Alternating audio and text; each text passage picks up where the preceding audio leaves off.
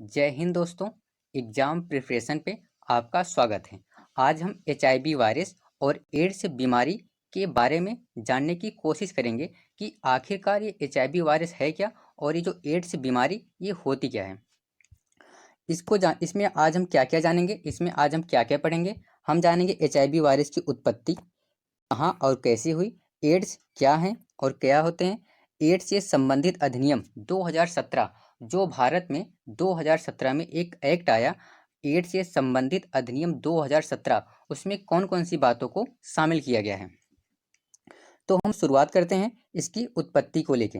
अगर हम बात करें इसकी उत्पत्ति, देखो जो ये एचआईवी वायरस है ना, ये सबसे पहले बंदरों में पाई जाती थी। यह वायरस मानव में नहीं पाई जाती थी। तो सवाल ये है, ये वायरस बंदरों से मानव में कैसे आ गई? क्योंकि जो आपका दक्षिण अफ्रीका महाद्वीप है, वहाँ की कुछ जनजातियाँ ऐसी हैं जो बंदरों के साथ शारीरिक संबंध स्थापित करती हैं। तो वो बीमारी बंदरों से मानव में आई और मानव से आज लगभग प्रत्येक देशों में फैल चुकी है। तो माना जाता है कि जो ये एचआईवी वायरस की उत्पत्ति हुई, जो कांगो लोकतांत्रिक गणराज्य जो कि दक्षिण अफ्रीका का एक देश है, 1920 में पहली बार ये मामला सामने आया, लेकिन इसकी सही रूप से पुष्टि नहीं हो पाई थी। लेकिन 1959 में इस एचआईवी का पहले मामला सामने आया, जिसमें सही मामले की पुष्टि हो चुकी थी और इस एचआईवी वायरस से कांगो लोकतांत्रिक गणराज्य में एक व्यक्ति की मृत्यु हो जाती है। फिर आगे यह सिलसिला चलता है और 1983 में, कब? 1983 में यह मामला अमेरिका में देखा गया तथा 1986 में यह मामला पहली बार भारत में भी आ गया और धीरे धीरे कई देशों में फैल गया। तो हमने उत्पत्ति देखी सबसे पहले 1920 में, जिसकी पुष्टि नहीं हो पाई थी। 1959 में कांगो में आई, जिसकी पुष्टि हो गई। 1983 में अमेरिका में, 1986 में यह मामला भारत में आया। तो हम बात करते हैं आखिरकार ये एड्स होते कैसे हैं, इसके पीछे रीजन क्या है। देखो अगर मान लेते ये क्या है, ये एक मेल है और ये क्या है, ये एक फीमेल है। अगर इस मेल में एचआईवी वायरस नहीं है और फीमेल में भी एचआईवी वायरस नहीं है, अगर वो दोनों आपस में शारीरिक संबंध स्थापित करते हैं, चाहे वो जितनी बार करें, तो उन दोनों के बीच किसी भी स्थिति में एचआईवी वायरस नहीं हो सकता है। अगर ये जो पुरुष है इसमें एचआईवी वायरस पाया गया और इस महिला में एचआईवी वायरस नहीं पाई गई, तो अगर ये दोनों आपस में शारीरिक संबंध स्थापित करते हैं तो इस महिला में एचआईवी वायरस होने की संभावना बनी रहती है। अगर हम बात करें जो ये पुरुष है, इसमें क्या एचआईवी वायरस नहीं पाया गया और महिला में अगर एचआईवी वायरस है, अगर ये दोनों आपस में शारीरिक संबंध स्थापित करते हैं तो इस पुरुष में एचआईवी वायरस होने की संभावना बनी रहती है। एचआईवी वायरस तभी हो सकता है जब दो व्यक्ति अगर आपस में शारीरिक संबंध स्थापित करते हैं और उन दोनों में से किसी एक भी व्यक्ति को अगर यह वायरस हो तो यह वायरस दूसरे व्यक्ति में फैल जाएगा। तो आगे हम बात करते हैं, समझ में आया होगा एचआईवी वायरस होने के कौन से कारण हैं और कैसे हो सकता है। तो अगर हम आगे बात करें एड्स को, एड्स होता क्या है। देखो एड्स का जो फुल फॉर्म होता है, एड्स का फुल फॉर्म क्या है? Acquired immune deficiency syndrome. Acquired immune deficiency syndrome, यह क्या? यह एक वायरस जनित बीमारी है। अर्थात एड्स जो होता है एक वायरस के माध्यम से होता है और वो वायरस का नाम क्या है? उस वायरस का नाम क्या है? एचआईवी। आपका जो एड्स है एक बीमारी है, लेकिन किसके माध्यम से होता है? बैक्टीरिया की, वायरस की, फंगस के। आपका जो एड्स है वो वायरस के माध्यम से होता है और उस वायरस का नाम है एचआईवी। और इस एचआईवी का फुल फॉर्म क्या होता है? Human immuno deficiency virus. इसका हिंदी में अर्थ होता है मानव के इम्यून सिस्टम को कमज़ोर करने वाला एक ऐसा वायरस। वास्तव में ये जो वायरस है ना, हम पे ज़्यादा इफेक्ट डालता नहीं है, लेकिन जो हमारी इम्यून सिस्टम है उसको पूरी तरह कमज़ोर कर देता है। तो हम ये जानेंगे आखिरकार ये जो वायरस है हमारे इम्यून सिस्टम को कैसे कमज़ोर कर देता है और इस पर हमारी कोई भी एंटीबॉडी काम क्यों नहीं कर पाती है। तो हम आगे शुरुआत करते हैं। देखो इस एड्स को समझने से पहले हम ये समझ लेते हैं कि एंटीबॉडी, आखिरकार ये एंटीबॉडी क्या होती है। जैसे कि आप सबको पता होगा कि हमारे ब्लड में आरबीसी, डब्ल्यूबीसी, प्लेटलेट्स पाई जाती है। आरबीसी का मुख्य काम क्या होता है? हीमोग्लोबिन का परिवहन करना, जबकि डब्ल्यूबीसी का मेन काम होता है हमारे शरीर में एंटीबॉडी का निर्माण करना। ये जो डब्ल्यूबीसी है, डब्ल्यूबीसी जो हमारी दो प्रकार की होती है। एक क्या होती है, एक हमारी होती है ग्रेनुलोसाइट और एक होती है हमारी ए ग्रेनुलोसाइट। और ये जो ए ग्रेनुलोसाइट है, ये हमारी क्या, यही हमारी एंटीबॉडी का निर्माण करती है। हमारे शरीर में दो प्रकार की एंटीबॉडी पाई जाती है, एक हमारी क्या है टी एंटीबॉडी और एक क्या है बी एंटीबॉडी। जो हमारी ए ग्रेनुलोसाइट है वो दो प्रकार की एंटीबॉडी का निर्माण करती है, एक टी एंटीबॉडी और एक बी एंटीबॉडी।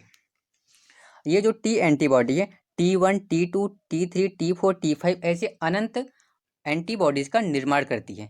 हमारे शरीर में इम्पॉर्टेंट है T4।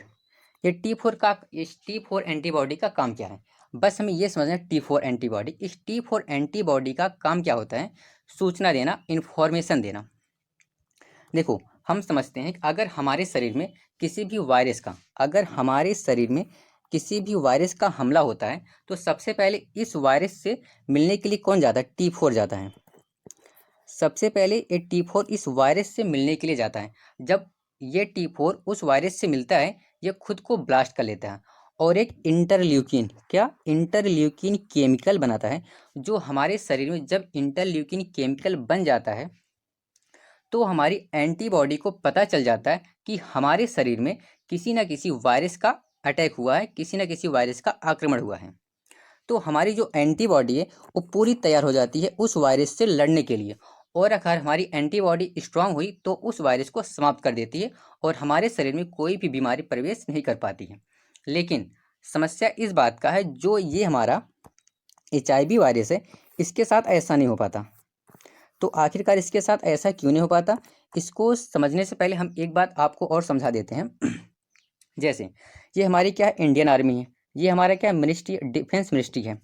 अगर जैसे मान लेते हैं हमारी इंडियन आर्मी पे हमारे दुश्मन ने हमला किया, जब इस इंडियन आर्मी पे दुश्मन ने हमला किया तो इस बात को डिफेंस मिनिस्ट्री तक पहुंचाने के लिए साधन होगा, कोई एक माध्यम होगा जो इस बात को बताएगा कि हमारे सैनिकों पे हमला हुआ है। अगर हम उस साधन को ही समाप्त कर दें, जो साधन ये बता रहा कि जो मीडियम है, जो फिर ये साधन है जो ये बताता है कि हमारे सैनिकों पे हमला हुआ है, तो क्या होगा, तो हमारे सैनिकों पे हमला हुआ लेकिन हमारे डिफेंस मिनिस्ट्री को पता ही नहीं है कि हम पे हमला हुआ है। यही सेम दिक्कत होती इस वायरस में।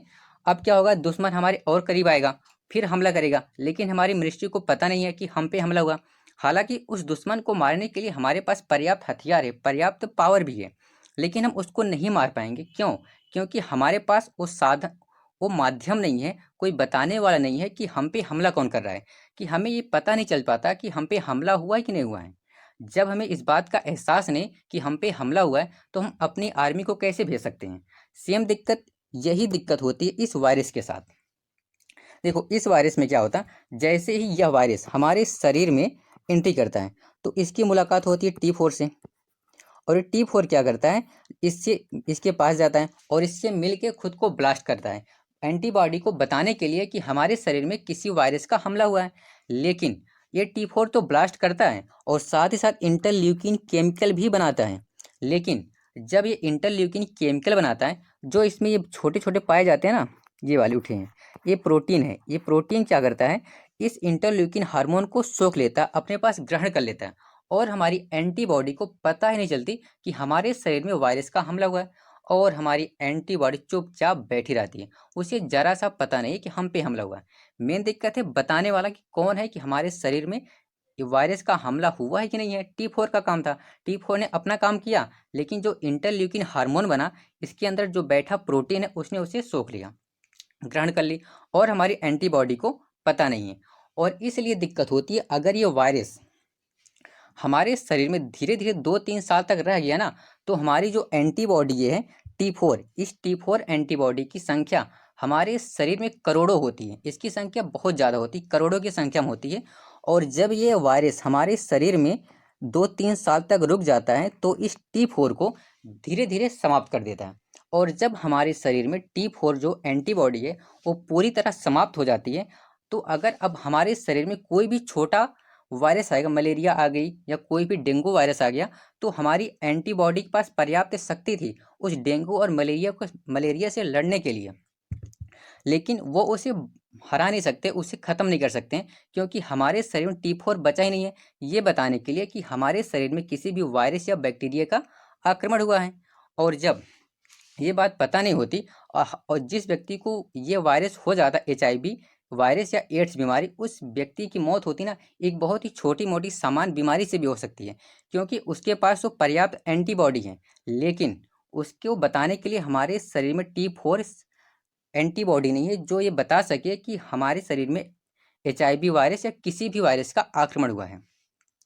तो मेन दिक्कत ये होती इस HIV वायरस में, अभी तक इसका कोई इलाज नहीं है, इसकी कोई दवा नहीं बनी। हालांकि अमेरिका में कुछ दवा बनी है, लेकिन वो उतना ज़्यादा कारगर सिद्ध नहीं हो पाती इस HIV वायरस पे।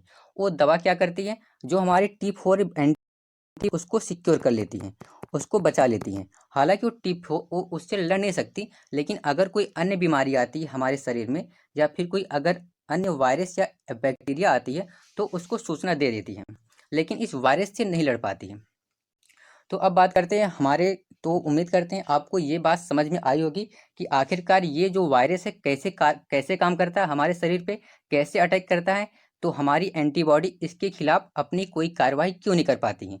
अगर हमारी एंटीबॉडी को यह पता चल जाए कि हमारे शरीर में इस वायरस का आक्रमण हुआ है, तो इस वायरस को हमारी एंटीबॉडी वैसे समाप्त कर देगी, इसके पास इतनी पावर है इस HIV वायरस को समाप्त करने की। लेकिन समस्या इसी बात की है, हमारी एंटीबॉडी को पता नहीं चल पाता है कि हमारे शरीर में किसी वायरस का अटैक या आक्रमण हुआ है।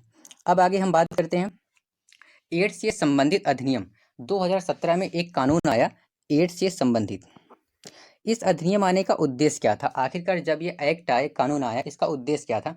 क्योंकि हमारे भारतीय समाज में ये देखा जाता है और ये माना जाता है, अगर गांव में किसी व्यक्ति को यह पता चल जाए इस व्यक्ति को एड्स है या HIV वायरस है, तो हमारा समाज जो है ना उस व्यक्ति से बहुत ही ज़्यादा, बहुत हीन भाव से देखता है, उससे बहुत अलग भाव से देखता है। तो इसलिए यह अधिनियम आया था। इसका उद्देश्य यही था कि जो HIV से संक्रमित व्यक्तियों के खिलाफ भेदभाव को समाप्त करना, यह एक जागरूकता फैलाना था कि अगर कोई भी व्यक्ति HIV से संक्रमित है तो आप उससे भेदभाव मत करो, आप उसके साथ आप व्यवहार मत करो। और इसमें क्या आया था, संक्रमित व्यक्तियों की, जो भी व्यक्ति इस बीमारी से संक्रमित होता है उसकी गोपनीयता प्रदान करना, उसकी गोपनीयता को बनाए रखना। ये काम मेन डॉक्टरों का होता है कि आप उसकी बीमारी को उसके सिवा किसी और से शेयर ना करो।